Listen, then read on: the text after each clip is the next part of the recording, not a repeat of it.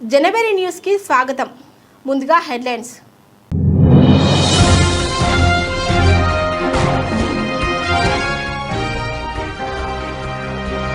ఇరాన్తో యుద్ధంలో మేమే గెలుస్తున్నాం.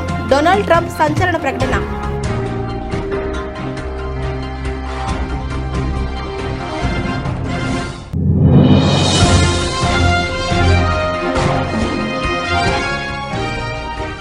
ప్రధాన నగరాల్లో వాణిజ్య గ్యాస్ సిలిండర్లకు తీవ్ర కొరత. మిడిల్ ఈస్ట్లో యుద్ధం కారణంగా సరఫరాలో అంతరాయాలు.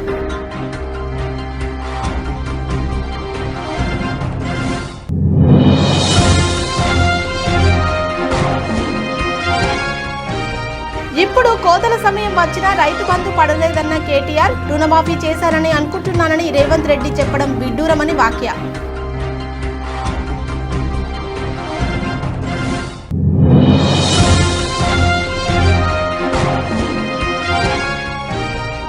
కొత్త సవాళ్లు ఎదుర్కోవాలంటే పోలీస్ అధికారులు అప్గ్రేడ్ కావాలన్న ముఖ్యమంత్రి, సమస్యను బాగా అర్థం చేసుకుంటే సగం పరిష్కారం లభించినట్లే అన్న రేవంత్ రెడ్డి.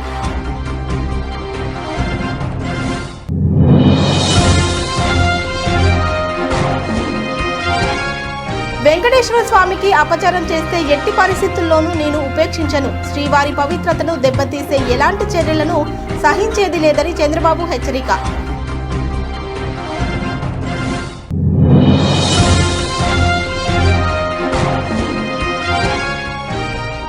వెలుగుమట్ల బాధితుల కోసం కవిత దీక్ష. తెల్లవారుజామున చుట్టుముట్టిన 600 మంది పోలీసులు.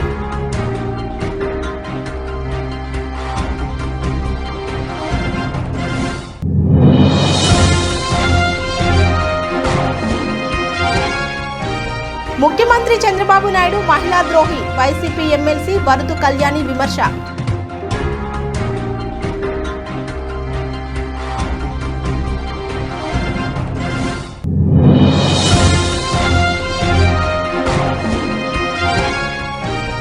గండిపేటలోని గోల్కొండ రిసార్ట్లో ప్రారంభమైన బీఆర్ఎస్ ఎమ్మెల్యేలు.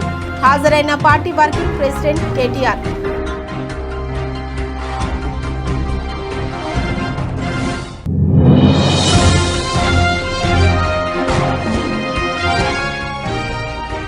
రాష్ట్రంలో బీజేపీ అంటే బాబు, జగన్, పవన్ ముగ్గురు బీజేపీకి బానిసలే. షర్మిల విమర్శ.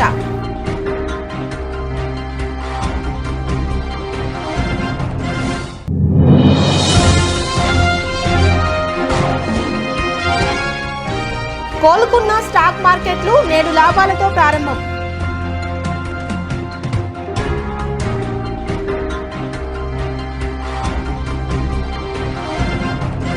ఇరాన్తో జరుగుతున్న సైనిక చర్యలో అమెరికా, ఇజ్రాయెల్ నిర్ణయాత్మక విజయం సాధిస్తున్నాయని అమెరికా అధ్యక్షుడు డొనాల్డ్ ట్రంప్ ప్రకటించారు.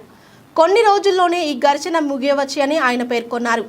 మియామిలో జరిగిన మీడియా సమావేశంలో ట్రంప్ మాట్లాడుతూ, ఆపరేషన్ ఎపిక్ ఫ్యూరీ పేరుతో జరుగుతున్న ఈ సంయుక్త ఆపరేషన్పై కీలక వివరాలు వెల్లడించారు. గత 9 రోజులుగా ప్రపంచంలోనే అత్యంత శక్తివంతమైన, సంక్లిష్టమైన సైనిక దాడులు నిర్వహిస్తున్నామని ట్రంప్ తెలిపారు. ఈ దాడుల్లో ఇరాన్కు చెందిన దాదాపు 51 నౌకలను పూర్తిగా ధ్వంసం చేశామని, వాటిలో చాలా వరకు సముద్ర గర్భంలో కలిసిపోయాయని అన్నారు. ఇరాన్ క్షిపణి సామర్థ్యం ఇప్పుడు 10% బహుశా అంతకంటే తక్కువకు పడిపోయిందని ఆయన పేర్కొన్నారు. America will avenge their deaths and deliver the most punishing blow to the terrorists who have waged war against basically civilization. They have waged war against civilization itself. Our resolve, and likewise that of Israel, has never been stronger. America is now again the richest, most powerful nation in the world by far. But the only reason we enjoy the quality of life that we do and the freedom and security is we have done things that others are unable to do. But it's because of warriors who are willing to lay down their lives to do battle with our enemies. And they do battle better than anybody. An Iranian regime armed with long-range missiles and nuclear weapons would be a dire threat to every American. We cannot allow a nation that raises terrorist armies to possess such weapons, would allow them to extort the world to their evil will. Not going to let it happen. We're not happening to us, and we're not going to let it happen to others. The United States has the strongest military the world has ever seen. I rebuilt our military in my first term. There's never been a military like we possess. And frankly, there's nobody even close, but we are now using that military for good. We want to have it for good purpose. We're undertaking this massive operation not merely to ensure security for our own time and place, but for our children and their children, just as our ancestors have done for us many, many years ago. This is the duty and the burden of a free people. These actions are right and they are necessary. మధ్యప్రాచ్యంలో నెలకొన్న యుద్ధ వాతావరణం భారత hotel restaurant పరిశ్రమపై తీవ్ర ప్రభావం చూపుతుంది. Iran, Israel, America ఉద్రిక్తతల కారణంగా కీలకమైన ఇంధన రవాణా మార్గాల్లో అంతరాయాలు ఏర్పడడంతో దేశంలోని ప్రధాన నగరాల్లో వాణిజ్య, వంట గ్యాసు సిలిండర్లకు తీవ్ర కొరత ఏర్పడింది. బెంగళూరు, చెన్నై, ముంబై వంటి నగరాల్లోని హోటళ్లు మూసివేత అంచుకు చేరుకున్నాయి. ఈ నేపథ్యంలో కేంద్ర ప్రభుత్వం జోక్యం చేసుకొని ఎల్పీజీ ఉత్పత్తిని పెంచాలని చమురు శుద్ధి కర్మాగారాలను ఆదేశించింది. గ్యాస్ సరఫరా నిలిచిపోవడంతో ఇవాల్టి నుంచి నగర వ్యాప్తంగా హోటళ్లు, రెస్టారెంట్లు మూతపడే అవకాశం ఉందని బెంగళూరు హోటల్స్ అసోసియేషన్ సోమవారం ప్రకటించింది. హోటల్ పరిశ్రమ అత్యవసర సేవల కిందకు వస్తుంది. రోజువారీ భోజనం కోసం హోటళ్లపై ఆధారపడే సామాన్యులు, విద్యార్థులు, వైద్య నిపుణులు తీవ్ర ఇబ్బందులు ఎదుర్కొంటారు అని ఆ సంఘం ఆందోళన వ్యక్తం చేసింది. 70 రోజుల పాటు నిరంతరాయంగా గ్యాస్ సరఫరా చేస్తామని చమురు కంపెనీలు హామీ ఇచ్చి ఇప్పుడు ఉన్నట్టుండి నిలిపివేయడం పరిశ్రమకు పెద్ద దెబ్బ అని పేర్కొంది. అయితే చివరి బొట్టు గ్యాస్ ఉన్నంత వరకు ప్రజలకు సేవ చేస్తూనే ఉంటామని అసోసియేషన్ అధ్యక్షుడు పిసి రావు స్పష్టం చేశారు. చెన్నైలో పరిస్థితి మరింత క్లిష్టంగా మారింది. ఆసుపత్రులు, ఐటీ పార్కులు, హాస్టళ్లు, ప్రయాణికులకు 24 గంటలు ఆహారం అందించే పరిశ్రమకు గ్యాస్ సరఫరా నిలిచిపోతే తీవ్ర పరిణామాలు ఉంటాయని చెన్నై హోటల్స్ అసోసియేషన్ అధ్యక్షుడు ఎం రవి ప్రధాని మోదీకి లేఖ రాశారు. ముంబైలో ఇప్పటికే దాదాపు 20% హోటళ్లు, రెస్టారెంట్లు కార్యకలాపాలు నిలిపివేశాయి. దాదర్, అంధేరి, మాతుంగా వంటి ప్రాంతాల్లోని ప్రముఖ రెస్టారెంట్లు తమ మెనూలను కుదించాయి. రవ్వ దోశ, దాల్ మఖని వంటి ఎక్కువ సమయం ఉడికించాల్సిన వంటకాలను నిలిపివేస్తున్నాయి.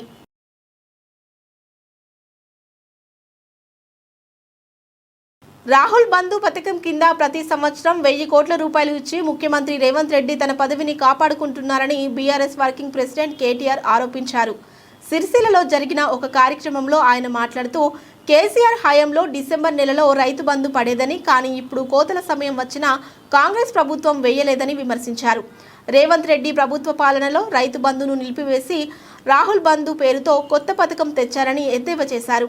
తన పదవిని కాపాడుకోవడం కోసం రేవంత్ రాహుల్ బంధు పథకం కింద గాంధీ కుటుంబానికి 1000 కోట్ల రూపాయలు ఇస్తున్నాడని ఆరోపించారు.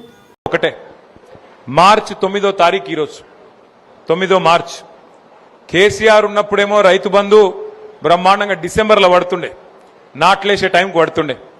కోతల టైంకి వచ్చింది. ఇంకొక 15 రోజులైతే కోతలు మొదలైతాయి. పడ్డదా రైతు బంధు? కేసీఆర్ గారు అందుకే చెప్పిండు, మోసపోతే గోసపడతాం, ఆలోచించుకోండి, జాగ్రత్త కొట్టేయండి అని చెప్పిండు. ఇలా రాష్ట్రం మొత్తం రైతులందరూ ఒకటే మాట అనుకుంటున్నారు, రైతు బంధు బంద్ అయింది, రైతు బంధు బంద్ పెట్టింది కాంగ్రెస్ ప్రభుత్వం. కానీ కొత్త పథకం తెచ్చిండు ముఖ్యమంత్రి రేవంత్ రెడ్డి గారు. కొత్త పథకం, బ్రహ్మాండమైన పథకం తెచ్చిండు. ఆ పథకం పేరేందో ఎరికేనా మీకు? రైతు బంధు లేదట, కానీ రాహుల్ బంధు ఉందట. రాహుల్ బంధు. రాహుల్ బంధు అంటే ఎరికేనా?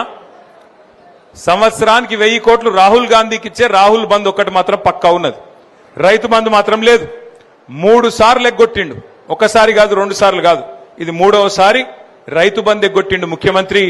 రాహుల్ బంధు అనే పథకం పెట్టి ఆ రాహుల్ బంధు పథకం కింద ఆయన సీటు కాపాడుకునేందుకు గాంధీ కుటుంబానికి, రాహుల్ గాంధీకి పైసలు కమ్మి పడ్డాయట. అందుకే రాహుల్ గాంధీ గారికి సంవత్సరానికి 1000 కోట్లు ఇచ్చి పదవి కాపాడుకుంటాడట ముఖ్యమంత్రి గారు. ఆయనకు తెలుసు దేశ రాజధాని ఢిల్లీ అత్యంత తీవ్రమైన కాలుష్యాన్ని ఎదుర్కొంటుందని, బెంగళూరును ట్రాఫిక్ సమస్య వేధిస్తుందని, ముంబై, చెన్నై నగరాలు వరద సమస్యలను చూస్తున్నాయని తెలంగాణ ముఖ్యమంత్రి రేవంత్ రెడ్డి అన్నారు.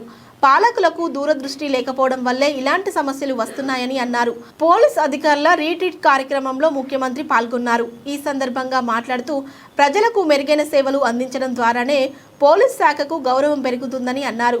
కొత్త మార్గాల్లో నేరాలు జరుగుతున్నాయని, ఇవి పోలీసులకు సవాళ్లుగా మారుతున్నాయని అన్నారు. మిత్రులారా, ఇవాళ మనం ఈ నగరాన్ని ఒక మంచి నగరంగా మార్చుకుందాం. ఇవాళ మీరు అందరు చూస్తున్నారు, ఢిల్లీలో కాలుష్యంతో ఇవాళ ఢిల్లీలో నివసించలేని పరిస్థితులు వచ్చినాయి. పాఠశాలలు సెలవులు ఇస్తున్నారు, ప్రభుత్వ ఆఫీసులు సెలవులు ఇస్తున్నారు. ఇవాళ పార్లమెంటు కూడా సెలవులు ఇచ్చే పరిస్థితి ఢిల్లీలో వచ్చింది. ఎందుకంటే ఢిల్లీలో వెదజల్లుతున్న కాలుష్యాన్ని ముందు చూపుతోనే ఆనాటి ప్రభుత్వాలు నియంత్రించకపోవడం వల్ల ఇవాళ ఢిల్లీ రాజకీయ రాజధాని, ప్రధానమంత్రి నుంచి రాష్ట్రపతి వరకు, సుప్రీంకోర్టు నుంచి వివిధ న్యాయస్థానాలు, కేంద్ర ఎన్నికల సంఘం వరకు ఢిల్లీలోనే ఉంటాయి. కానీ అక్కడున్న కాలుష్యాన్ని నియంత్రించలేకపోయారు. ఆ నగరాన్ని బాగుపరచడానికి ఇవాళ వాళ్లకు అవకాశం లేకుండా పోయింది. అదేవిధంగా ముంబైలో ఒక్క వాన వచ్చిందనంటే ముంబైలో ఇంట్లల్లో నుంచి బయటకు వెళ్ళలేని పరిస్థితి. ఇవాళ బెంగళూరులో మనం ఎయిర్పోర్ట్కి పోవాలని ఇంట్లో నుంచి బయలుదేరితే ఎన్ని గంటలకు చేరుకుంటామో కూడా తెలియలేని పరిస్థితి. చెన్నైలో కూడా వాన వస్తే అపార్ట్మెంట్లకే నీళ్ళు వస్తున్నాయి, ఇళ్ళకి కాదు. ఇవాళ పెద్ద నగరాలన్నీ కూడా ఏదో ఒక సమస్యతో బాధపడుతున్నాయి, ఏదో ఒక ఆక్రమణతోని ఈరోజు ఆ నగరాల యొక్క ప్రతిష్ట దెబ్బతింటున్నది. ఒక్క మన నగరమే అత్యంత సురక్షితమైన నగరం. మరి ఈ నగరంలో ఆక్రమణలు కానీ, కాలుష్యాన్ని కానీ, మూసీ నది పునరుద్ధరణ కానీ మనం చేసుకోవాల్సిన అవసరం ఉన్నది. ఇలా మూసీ నదిని పునరుద్ధరించుకోకపోతే భవిష్యత్ తరాలు మనల్ని మన్నించవు. ఇవాళ అహ్మదాబాదులో సబర్మతి రివర్ ఫ్రంట్ కట్టుకున్నారు, ఢిల్లీలో యమునా నది రివర్ ఫ్రంట్ కట్టుకుంటున్నారు, ఉత్తరప్రదేశ్లో గంగా నది రివర్ ఫ్రంట్ కట్టుకున్నారు. వాళ్ళందరూ వాళ్ళ రాష్ట్రాలు అభివృద్ధి చేసుకొని దేశంలోనే గొప్ప రివర్ ఫ్రంట్ ఎకానమీని చేసినామంటారు. మరి మనమెందుకు మూసీ నది రివర్ ఫ్రంట్ కట్టుకోకూడదు? మూసీ రివర్ ఫ్రంట్ చేసేటప్పుడు పేదవాళ్ళకి ఎవరికైనా ఇబ్బంది వస్తే తప్పకుండా వాళ్ళకు న్యాయం చేద్దాం, వాళ్ళకి నష్టపరిహారం ఇద్దాం. వాళ్ళ ఒకవేళ ఇల్లు కోల్పోతే నివసించడానికి అవసరమైన ఇళ్ళ కోసం ఏం చేయాలనో మనం ఆలోచన చేద్దాం తప్ప మూసీ నది ప్రక్షాళన చేయొద్దని ఎవరన్నా అంటే అది నగరానికి మనం చేస్తున్న అన్యాయంగా మారుతుంది. ఆంధ్రప్రదేశ్ ముఖ్యమంత్రి చంద్రబాబు సోమవారం నంద్యాల జిల్లా కొత్తబురుజు గ్రామంలో రైతులకు కొత్త పట్టాదారు పాసు పుస్తకాలను పంపిణీ చేశారు. ఈ సందర్భంగా జరిగిన బహిరంగ సభలో ఆయన మాట్లాడుతూ గత వైసీపీ ప్రభుత్వం చేసిన తప్పులను కూటమి ప్రభుత్వం సరిదిద్దుతుందని స్పష్టం చేశారు. గత పాలకులు రెవెన్యూ వ్యవస్థను భ్రష్టు పట్టించారని, ల్యాండ్ టైటింగ్లు యాక్ట్ పేరుతో రైతులు పేదల భూములను లాక్కునే ప్రయత్నం చేశారని ఆరోపించారు. అలాగే తిరుపతి లడ్డు వ్యవహారంపై ప్రతిపక్షం తప్పుడు ప్రచారం చేస్తుందని, శ్రీవారి పవిత్రతను దెబ్బతీసే ఎలాంటి చర్యలను సహించేది లేదని చంద్రబాబు హెచ్చరించారు. నేను ఈ కార్యక్రమాలు ఆలోచిస్తా ఉంటే తిరుపతిలో లడ్డు కల్తీ, మద్యం విషం, ఇంకో పక్క భూములన్నీ కబ్జా ఎక్కడికక్కడ చేస్తా ఉంటే అవన్నీ ప్రక్షాళన చేయడానికి నాకు సమయం అంతా సరిపోతా ఉంది. దానిపైన మళ్ళా తప్పుడు ప్రచారం, సిబిఐ రిపోర్ట్ ఇచ్చిన దానిపైన తప్పుడు ప్రచారం. నేను ఒకటే చెప్తున్నా, వెంకటేశ్వర స్వామికి అపచారం చేస్తే, వెంకటేశ్వర స్వామిని అపవిత్రం చేస్తే నేను ఎట్టి పరిస్థితుల్లో ఉపేక్షించనని మరొక్కసారి మీ అందరికీ హామీ ఇస్తున్నా. నేను చెయ్యను, వేరే వాళ్ళని చేయనీయను. ఇంకో పక్క ప్రార్థనాలయాలు కూడా, మసీదులు గాని చర్చిలు గాని వాళ్ళని గౌరవిస్తాం, అవి కూడా కాపాడుతాం. మత సామరస్యాన్ని కాపాడాలి, ప్రతి ఒక్కరి మనోభావాలను కాపాడాలి. కుట్రపూరితంగా మత విద్వేషాలు రెచ్చగొట్టాలని, లేనిపోని సమస్యలు చేయాలంటే మాత్రం ఎట్టి పరిస్థితుల్లో ఉపేక్షించనని చెప్పి మరొక్కసారి మీ అందరికీ హామీ ఇస్తున్నా. ఖమ్మం నగరంలో వెలుగుమట్ల భూదాన్ భూమి బాధితుల తరపున పోరాడుతున్న తెలంగాణ జాగృతి అధ్యక్షురాలు కల్వకుంట్ల కవితను పోలీసులు అరెస్టు చేశారు. బాధితులకు మద్దతుగా ఖమ్మం అంబేద్కర్ భవన్లో ఆమె చేపట్టిన నిరాహార దీక్షను పోలీసులు మంగళవారం తెల్లవారుజామున భగ్నం చేశారు. కవితతో పాటు బీసీ ఎస్సీ ఎస్టీ ఐకాస రాష్ట్ర చైర్మన్ విశారదన్ మహారాజును కూడా పోలీసులు కస్టడీలోకి తీసుకున్నారు. నేటి ఉదయం 6 గంటల సమయంలో ఖమ్మం సిపి ఆధ్వర్యంలో సుమారు 600 మంది పోలీసులు ఒక్కసారిగా దీక్ష శిబిరాన్ని చుట్టుముట్టారు. నాయకులందరినీ బలవంతంగా వాహనాల్లోకి ఎక్కించి హైదరాబాద్కు తరలించారు. ఏళ్ల తరబడి నివసిస్తున్న పేదలపై ప్రభుత్వం ఉక్కుపాదం మోపడం దుర్మార్గమని ఈ సందర్భంగా కవిత మండిపడ్డారు. పోలీస్ కస్టడీలో ఉన్నప్పటికీ తన నిరాహార దీక్ష కొనసాగుతుందని కవిత స్పష్టం చేశారు. ప్రభుత్వం దిగివచ్చి కూల్చివేతలు జరిగిన చోటే బాధితులకు ఇందిరమ్మ ఇల్లు, ఇంటి స్థలాలు కేటాయించాలని ఆమె డిమాండ్ చేశారు. బాధితులకు పూర్తి స్థాయిలో న్యాయం జరిగే వరకు తమ పోరాటం ఆగదని హెచ్చరించారు. ముఖ్యమంత్రి చంద్రబాబు నాయుడు మహిళా ద్రోహిగా చరిత్రలో నిలిచిపోతారని వైసీపీ ఎమ్మెల్సీ వరదు కళ్యాణి విమర్శించారు. సూపర్ 6 పేరుతో మహాదాగా చేసిన ఘనత చంద్రబాబుదే అన్నారు. మహిళలను మోసం చేసి మహిళా దినోత్సవాన్ని ఎలా జరుపుకుంటారని ప్రశ్నించారు. చంద్రబాబు విజనరీ కాదు, పాయిజనరీ అంటూ ధ్వజమెత్తారు. 3 జనరేషన్లు చీట్ చేసిన వ్యక్తి చంద్రబాబు అని విమర్శించారు. మహిళలను వేధించిన ఎమ్మెల్యేలను పక్కన కూర్చోబెట్టుకొని మహిళా దినోత్సవం జరుపుకుంటారా అని ప్రశ్నించారు. అసెంబ్లీలో బయట డ్రామా చేయడమే చంద్రబాబుకు తెలుసు అని కథ, స్క్రీన్పై దర్శకత్వం అన్నీ చంద్రబాబే అన్నారు. ఎంఎస్ఎంఈలకు చంద్రబాబు చేసింది ఏమిటి? ఎస్సీ, ఎస్టీ పారిశ్రామికవేత్తలకు ఇవ్వాల్సిన 800 కోట్ల సబ్సిడీలు సైతం ఈ ప్రభుత్వం ఇవ్వకపోవడంతో వారు రోడ్డెక్కారు. 0 వడ్డీ ఇవ్వకుండా డ్వాక్రా మహిళలను కూడా చంద్రబాబు మోసం చేశాడు. మహిళా పారిశ్రామికవేత్తల గురించి, ఎంఎస్ఎంఈల గురించి చెప్పడం జరిగింది. ఆల్రెడీ 1,00,000 మంది మహిళలకి పారిశ్రామికవేత్తలుగా తయారు చేసేసాను, ఇంకో 5 లక్షల మందికి పారిశ్రామికవేత్తలుగా నేను తయారు చేయబోతున్నాను అని చెప్పారు. నేను ఒకటే అడుగుతున్నాను చంద్రబాబు నాయుడు గారికి, ఈ పారిశ్రామికవేత్తలకి ఏమైనా మీరు 50% సబ్సిడీ ఇచ్చారా లేదా 90% సబ్సిడీ ఇచ్చారా? వాళ్ళు షూరిటీలు, సొంత ఆస్తులు షూరిటీలు పెట్టుకుని పరిశ్రమలు పెట్టుకుంటే దాన్ని మీ ఖాతాలో ఎలా వేస్తారు అని నేను అడుగుతూ ఉన్నాను. ఇప్పటికీ రాష్ట్రంలో ఈ 20 నెలలుగా తీసుకుంటే ఎస్సీ, ఎస్టీ పారిశ్రామికవేత్తలు వాళ్ళకి ఇవ్వాల్సిన 800 కోట్ల సబ్సిడీలు ఇవ్వక రోడ్డెక్కి ఆందోళన చేస్తూ ఉండే పరిస్థితి ఉంటే మీరు 1,00,000 మంది పారిశ్రామికవేత్తలుగా మహిళల్ని తయారు చేశాను అని ఎలా చెప్తారు? అసలు ఎంఎస్ఎంఈలు కేంద్ర ప్రభుత్వం రాయితీలతో రుణాలు మంజూరు చేయడం అనేది ఇప్పుడు కొత్తగా ఇచ్చిందేం కాదు కదా, దాన్ని మీ ఖాతాలో ఎలా వేస్తారు అని నేను అడుగుతూ ఉన్నాను. అలాగే తీసుకుంటే డ్వాక్రా సంఘాల మహిళల కట ఇంటికొక పారిశ్రామికవేత్తగా చేస్తాను అని చెప్పడం జరిగింది. దాన్ని చూసి మహిళలందరూ నవ్వుకున్నారు. చంద్రబాబు నాయుడు గారు, మీరిస్తానన్న 0 వడ్డీయే ఇవ్వకుండా మీరు ఇంటికొక పారిశ్రామికవేత్తని ఎలా చేస్తారు? గతంలో 3 లక్షల వరకు 0 వడ్డీ టంచన్ గా వాళ్ళ అకౌంట్ లో జగనన్న వేసేవారు.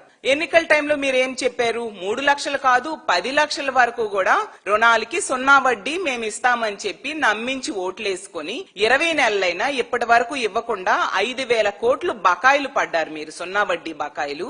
ఈ రోజు డ్వాక్రా సంఘాలు మీ నాయకత్వంలో, మీ కూటమి పాలనలో వాళ్ళ పరపతి తగ్గిపోయింది, వాళ్ళ పొదుపు కూడా తగ్గిపోయింది, బ్యాంక్స్ లోన్స్ ఇవ్వడం తగ్గించేశాయి. అలాగే తీసుకుంటే వాళ్ళ పొదుపు కెపాసిటీ 479 కోట్లు పొదుపును కూడా తగ్గిపోయింది. ఎందుకంటే వాళ్ళకి మీరు సపోర్ట్ గా నిలబడకపోవడం వలన, వాళ్ళకి 0 వడ్డీ ఇవ్వకపోవడం వలన ఇలాంటి దారుణమైన పరిస్థితులు డ్వాక్రా సంఘాలకు ఉంటే ఇంటికొక పారిశ్రామికవేత్తని ఎలా మీరు తయారు చేస్తారు అని నేను అడుగుతూ ఉన్నాను. మళ్ళీ జగనన్న ముఖ్యమంత్రి 2019లో ప్రమాణ స్వీకారం చేశాక మహిళలకి 2019 ఏప్రిల్ బీఆర్ఎస్ ఎమ్మెల్యేలు, ఎమ్మెల్సీలకు గండిపేటలోని గోల్కొండ రిసార్ట్లో మంగళవారం ఒక్కరోజు వర్క్షాప్ ప్రారంభమైంది. వర్క్షాప్నకు party working president KTR, BRS LP deputy leader Harish Rao, Sabitha Indra Reddy, Talasani Srinivas Yadav, assembly whip KP Vivekananda హాజరయ్యారు.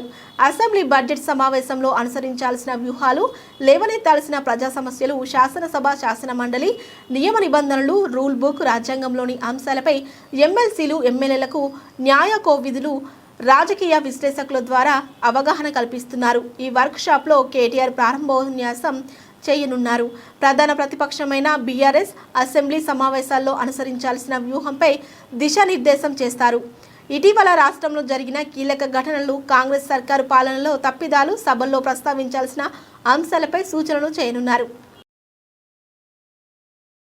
రాష్ట్రంలో బీజేపీ అంటే బాబు, జగన్, పవన్ ముగ్గురు బీజేపీకి బానిసలే.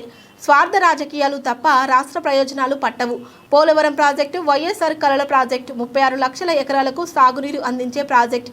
బీజేపీ ప్రభుత్వం పోలవరం ఎత్తు తగ్గించి అన్యాయం చేస్తుంటే, గ్రావిటీ ప్రాజెక్టును కాస్త ఎత్తిపోతల స్కీమ్లా మారుస్తుంటే పార్లమెంటులో ప్రశ్నించే ఒక్క మొగాడు కూడా లేడు. పోలవరాన్ని కూని చేయొద్దని అడిగే దమ్ము ఒక్క ఎంపీకి లేదు. ఇదెక్కడి అన్యాయం? బీజేపీకి వంగి వంగి ఎందుకు గులాంగిరి చేస్తున్నారు? మోడీ గారు రాష్ట్రానికి చేసిన మేలు గుండుసున్నా. దేశంలో ప్రతి రాష్ట్రానికి రాజధాని ఉంది, మనకు మాత్రం చేతిలో చిప్ప ఉంది. రాజధానికి నిధులు బదులు అప్పులిస్తున్నారు. అప్పులెందుకని చంద్రబాబు గారు అడిగరు. ప్రశ్నించాల్సిన జగన్మోహన్ రెడ్డి నోరు పెదపరు. రాష్ట్ర బిడ్డలు ఉద్యోగాలు లేక రోడ్ల మీద తిరుగుతున్నారు, ఆటోలు తోలుకుంటున్నారు. అయినా పాలకులకు చీమ కుట్టినట్లయినా లేదు. బీజేపీని ఎదిరించి నిలబడే దమ్మున్న ఏకైక పార్టీ రాష్ట్రంలో కాంగ్రెస్ మాత్రమే అని ఆంధ్రప్రదేశ్ కాంగ్రెస్ కమిటీ అధ్యక్షురాలు వైఎస్ షర్మిల అన్నారు.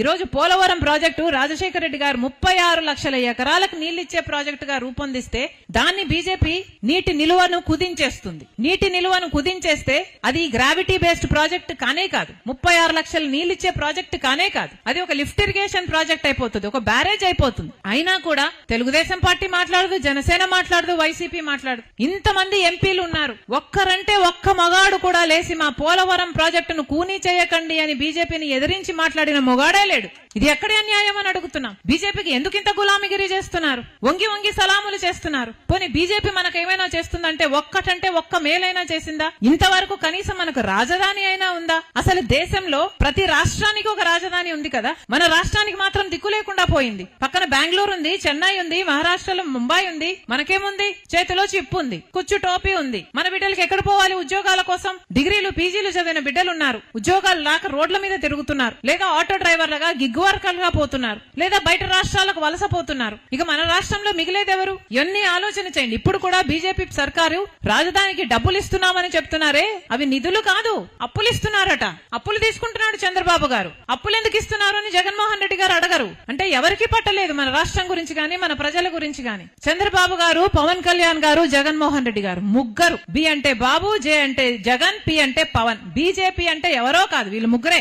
బాబు, జగన్, పవన్, బీజేపీ ముగ్గురు బీజేపీకి ఊడగలు చేస్తున్నారు తప్పితే మన రాష్ట్రం గురించి ఎవరూ ఆలోచన చేయటం. అందుకే ఈ రోజు రాజశేఖర రెడ్డి బిడ్డ కాంగ్రెస్ పార్టీ తరపున నిలబడి మన రాష్ట్రానికి ఎందుకు మేలు చేయరు, బీజేపీకి ఎందుకు ఊడిగలు చేస్తున్నారు అని ప్రశ్నిస్తుంది కాంగ్రెస్ పార్టీ. ఈ రోజు ఒక్క కాంగ్రెస్ పార్టీ మాత్రమే ఏ స్వార్థ రాజకీయాలు చేయటం లేదు కాబట్టే, ఏ కేసుల నుంచి భయపడటం లేదు కాబట్టే ఈ రోజు ఒక్క బీజేపీ ఎదిరించే ఏకైక పార్టీ ఈ రోజు మన రాష్ట్రంలో ఉన్న ఏకైక పార్టీ కాంగ్రెస్ పార్టీ. మేము నిలబడతాం, మేము కొట్లాడతాం, బీజేపీని ఎదిరిస్తాం, ప్రజల సమస్యల మీద పోరాడతాం.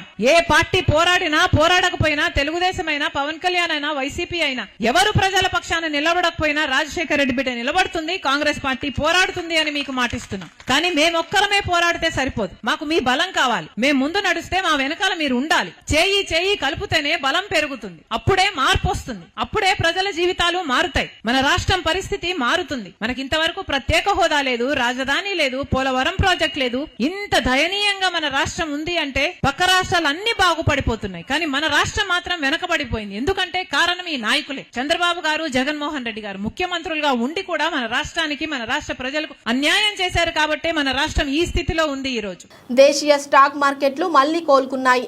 చమురు సెగతో సోమవారం భారీ నష్టాలు చవిచూసిన మార్కెట్లు మంగళవారం లాభాలతో ప్రారంభమయ్యాయి. ఇంధన ధరలను నియంత్రించే చర్యల్లో భాగంగా చమురుపై ఉన్న కొన్ని రకాల ఆంక్షలను తొలగించనున్నామని అమెరికా అధ్యక్షుడు డొనాల్డ్ ట్రంప్ ప్రకటించారు. అలాగే యుద్ధం ముగింపు గురించి ఆయన చేసిన వ్యాఖ్యలు కనిష్టాల వద్ద కొనుగోళ్లు సెంటిమెంట్ను బలపరిచాయి. దాంతో ఫ్రీ ఓపెనింగ్ సెషన్లో సెన్సెక్స్ 800 పాయింట్ల మేర ఎగబాకింది.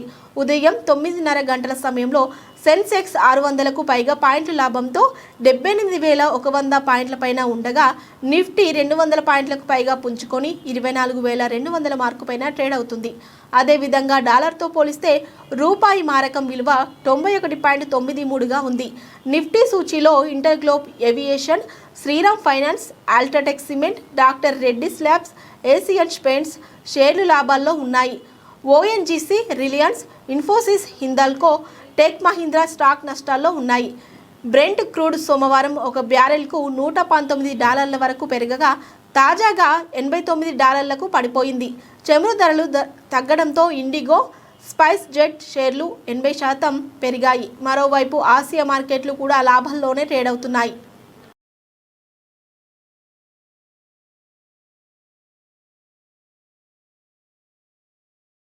ప్రముఖ నటి లావణ్య త్రిపాఠి కొనిదెల సోషల్ మీడియాలో తనపై జరుగుతున్న వేధింపులపై కఠిన చర్యలు ఉపక్రమించారు. తనను తన కుటుంబ సభ్యులను లక్ష్యంగా చేసుకుని అసభ్యకర పోస్టులు కామెంట్లు పెడుతున్న వారిపై చర్యలు తీసుకోవాలని కోరుతూ ఆమె హైదరాబాద్ సైబర్ క్రైమ్ పోలీసులను ఆశ్రయించారు. గత కొంతకాలంగా పర్పుల్ క్రయన్ 00 అనే ఇన్స్టాగ్రామ్ ఖాతా ద్వారా తన వ్యక్తిగత జీవితం, నైతిక విలువలను కించపరిచేలా పోస్టులు పెడుతున్నారని లావణ్య తన ఫిర్యాదులో పేర్కొన్నారు.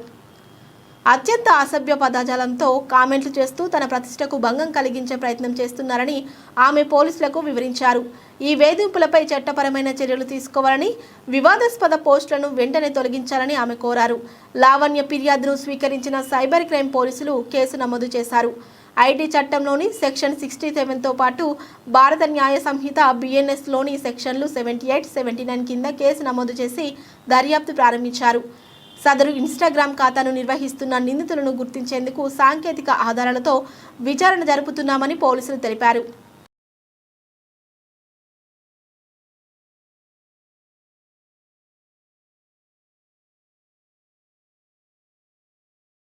బులెటిన్ ముగించే ముందు హెడ్లైన్స్ మరోసారి చూద్దాం.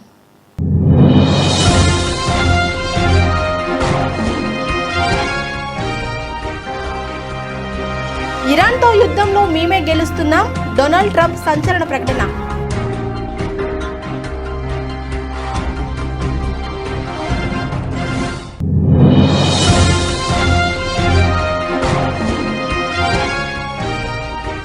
ప్రధాన నగరాల్లో వాణిజ్య గ్యాస్ సిలిండర్లకు తీవ్ర కొరత.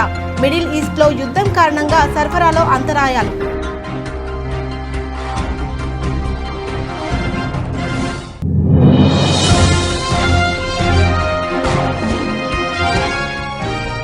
ఇప్పుడు కోతల సమయం వచ్చినా రైతు బంధు పడలేదన్న కేటీఆర్, రుణమాఫీ చేశారని అనుకుంటున్నానని రేవంత్ రెడ్డి చెప్పడం విడ్డూరమని వ్యాఖ్య.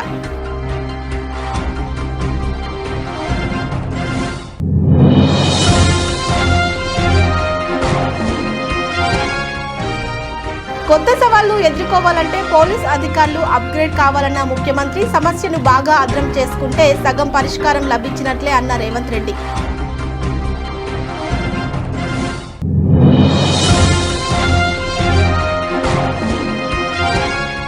వెంకటేశ్వర స్వామికి అపచారం చేస్తే ఎట్టి పరిస్థితుల్లోనూ నేను ఉపేక్షించను. శ్రీవారి పవిత్రతను దెబ్బతీసే ఎలాంటి చర్యలను సహించేది లేదని చంద్రబాబు హెచ్చరిక.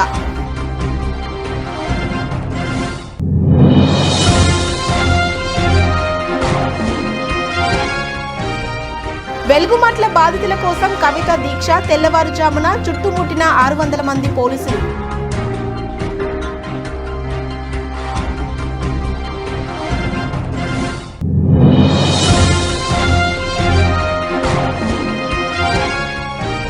ముఖ్యమంత్రి చంద్రబాబు నాయుడు మహిళా ద్రోహి, వైసీపీ ఎమ్మెల్సీ వరుదు కళ్యాణి విమర్శ.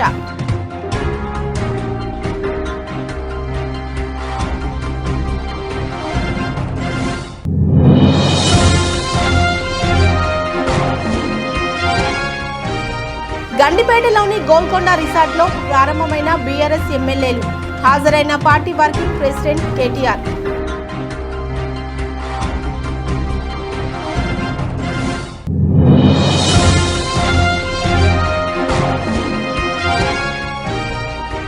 రాష్ట్రంలో బీజేపీ అంటే బాబు, జగన్, పవన్ ముగ్గురు బీజేపీకి బానిసలే, షర్మిల విమర్శ.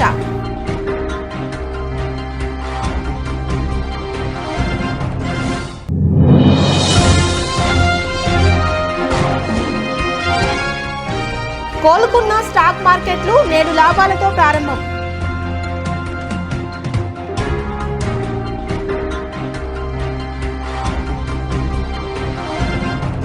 ఇది ఇవాల్టి న్యూస్ బులెటిన్. Keep watching.